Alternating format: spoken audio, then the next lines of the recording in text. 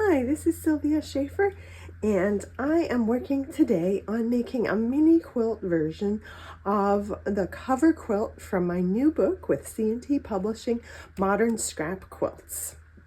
Now, this is going to be about 24 by 24, and so I'm making pretty small blocks, and so the cover quilt here is curved piecing, but I decided that that was going to be a little too challenging to make 1.5-inch finished blocks.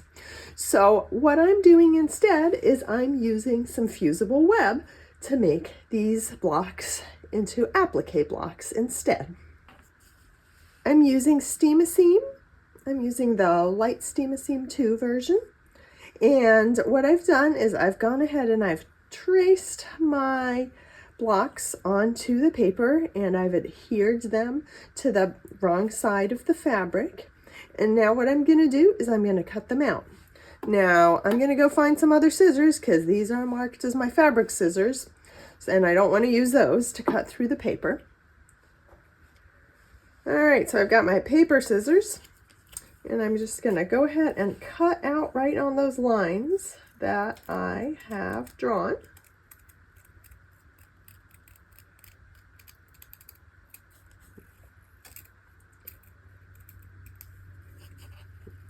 Now, the cover quilt here is in whites as the background, or light colors as the background, and pinks for the block.